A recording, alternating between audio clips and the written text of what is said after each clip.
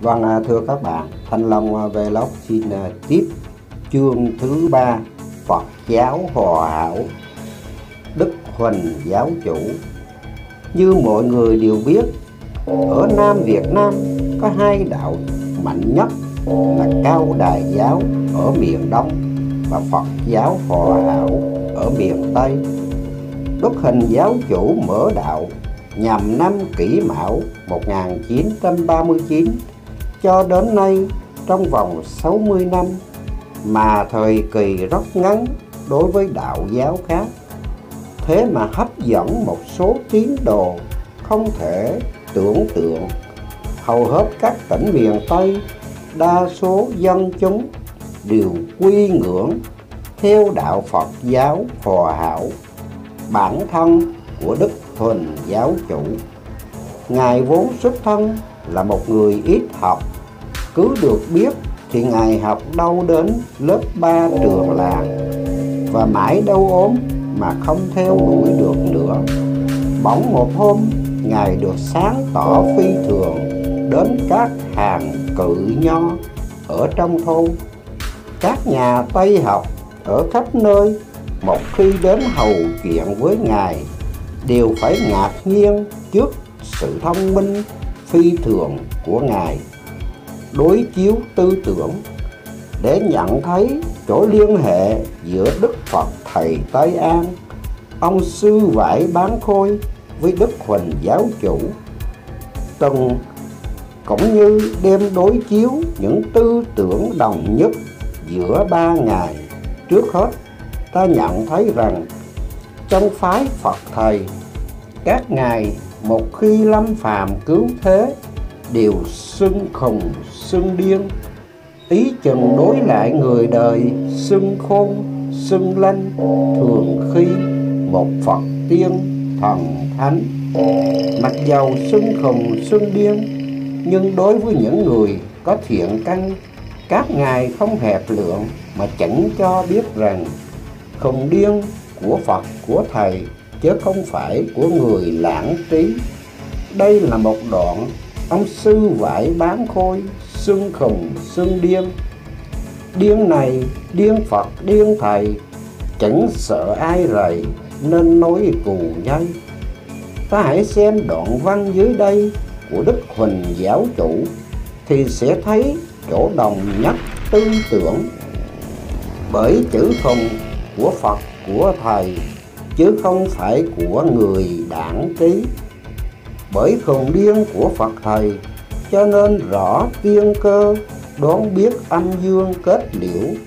Đây ta hãy đọc ông Sư Vải Bán Khôi. Khùng sao mà biết thiên cơ, cũng là Phật khiến cho khùng dại điên. Đức Huỳnh giáo chủ viết: khùng đoán biết âm dương kết liễu, khùng huyền cơ, khùng đạo Thích Ca.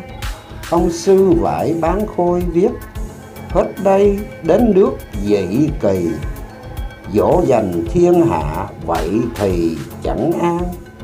Đức Huỳnh giáo chủ viết: hết đây rồi đến Dị Kỳ, siêu cao thế nặng vậy thì thiết tha.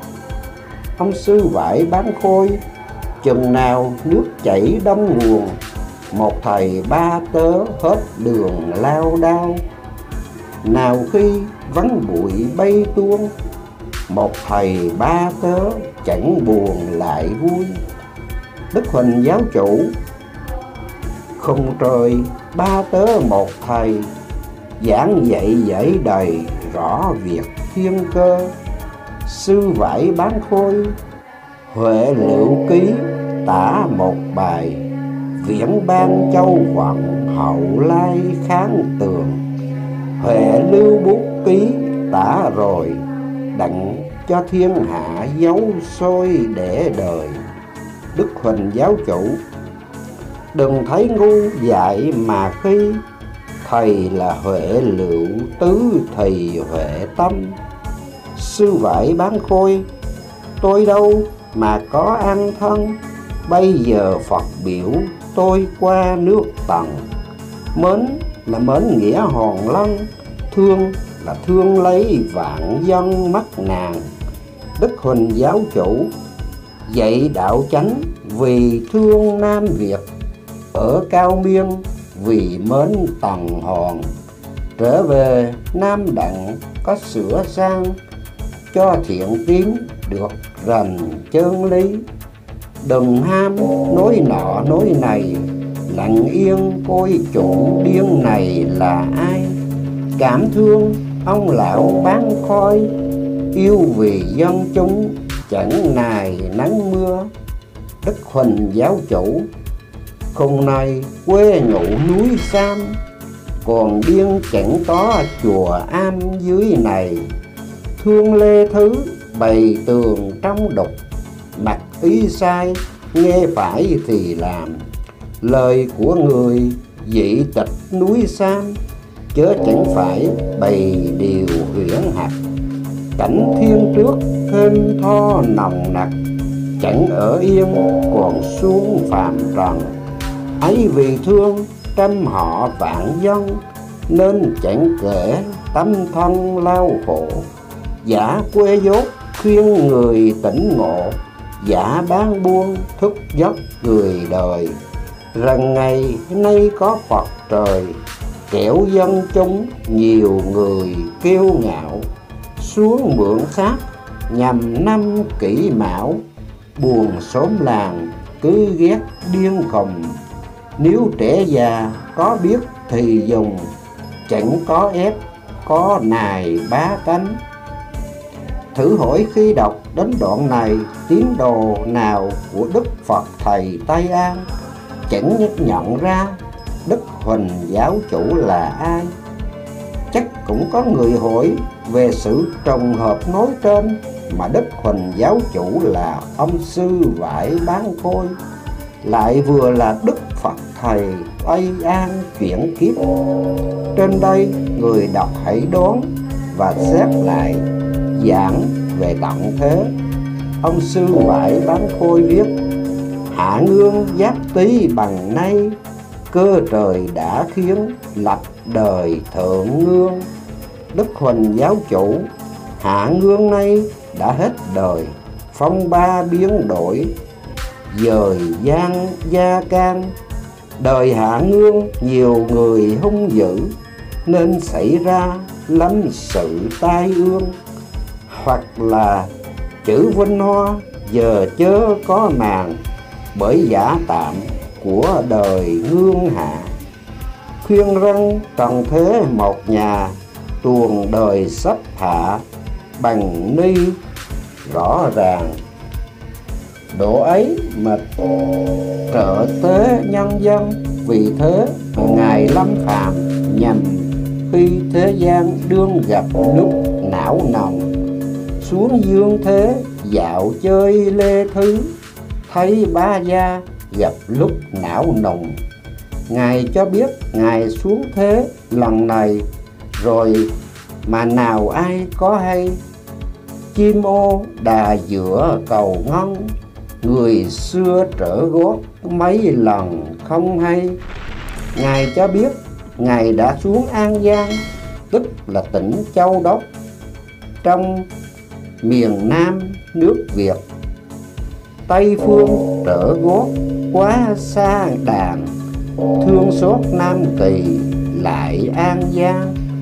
Đối thấy xóm làng thêm bắt chán, yêu đời mê muội luôn bầm gan. Và chuyển kiếp một xác thanh sắc trẻ họ Huỳnh, ở thôn Hòa Hảo. Chính với danh từ Ngài đặt cho nền đạo chủ, Ngài Hoằng Hóa là Phật giáo Hòa Hảo. Hòa Hảo thôn cảnh xứ chi ta, tạm dắt nhân sanh khỏi ái hà. Tạo sát huỳnh danh thanh sắc trẻ, chờ thời thiên định thiết hồng ca. Ngài lâm phàm vào năm Kỷ Mão 1939, xuống mượn xác nhằm năm Kỷ Mão. Buồn xóm làng cứ ghét điên khùng, hoặc giả Kỷ Mão hạ sang mượn xác trần. cảnh tình đồng loại lão khuyên dân. Thầm thâm đây đó có niềm liên ái, hợp tác cùng nhau nối bút thần. Sứ mạng của Đức Huỳnh Giáo Chủ. Đức Huỳnh Giáo Chủ cho biết lần xuống thế kỳ này là ngày vâng lệnh của Phật tổ. Ta vì vương sắc linh ngọc tọa, đền linh cứu sơn trung chịu mạng.